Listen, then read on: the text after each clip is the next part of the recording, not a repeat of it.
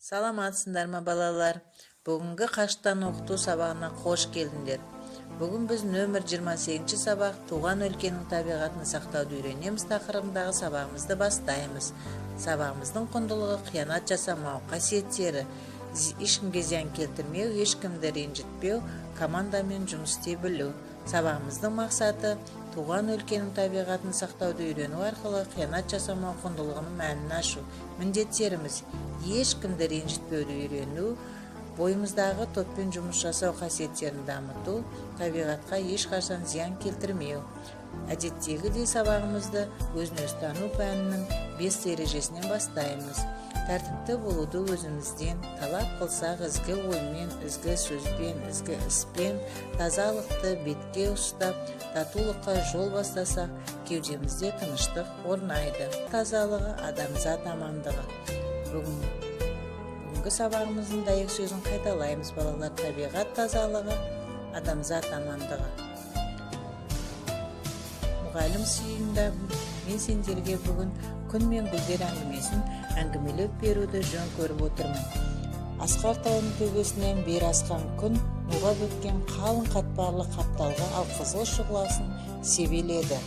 Күннің күміс сәулесі мүлгіп тұрған әр гүлге бір төнеді. Ау шоқтай шұғынық түрегел, әлемге жарық жайылды, құстар да оянды, шырылдап сайрап жүр. Ұйқысын аша алмай басын қалтылдаған шұғынып ұйқысырай дыбыс береді. Қазір күн көке, қазір ақ сәуле. Бұдан кейін күн сәулесі шілтеген көк гүлге барады. Көкжелкен, аш көк аспандай мөлдіріп көзіңді. Қойнауға тұнған тұман да сейілді. Жемдіктер жыбырлап, құмырсқалар шапқылап жүр. Қазір ашайын көзімді, қазір. Күн сәулесі әрі сырғиды, табыр әсем гүлді тербеледі. Гүлбадан, көтер басыңды, аш алтын қауашығыңды, көрсін қалың жүр, жарайды деп ерледі сары басын сілкіп гүлбадан. Ақ сәуле сорайған көкбас қурайға барады. Атқұлақ, шапақтың жылуы молайды, бүріспе, гүлдеріңді бәрі ұйқыдан оянды, сен де көрсет көркіңді, қазір алтын күн.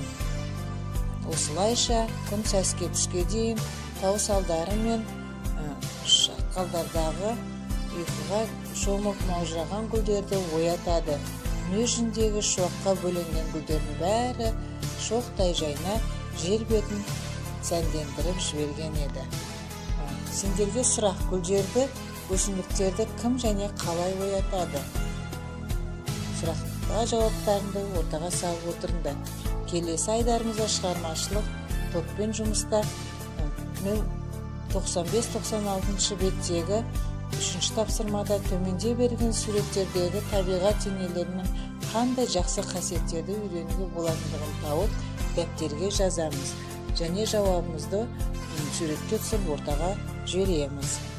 Оқулымыз 98-ші бетіндегі сөзі Ғұсман Наурызбаевтың, әні Ақылбек Шаяхметовтың әдемі өлеңіне бірге шырқайық балалар.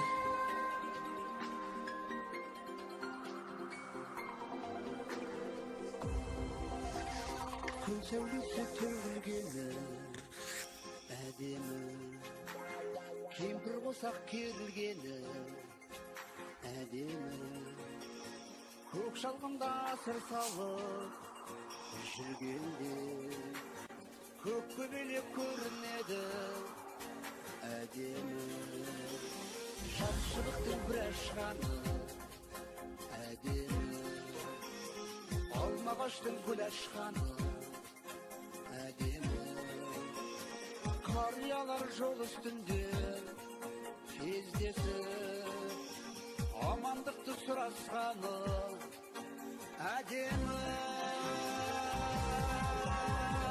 ұлыстың сайрағаны әдемі, қозылақтың ойнағаны әдемі, ақ бұзатын ерттеп мініп атамның қойды өріске айдағаны әдемі.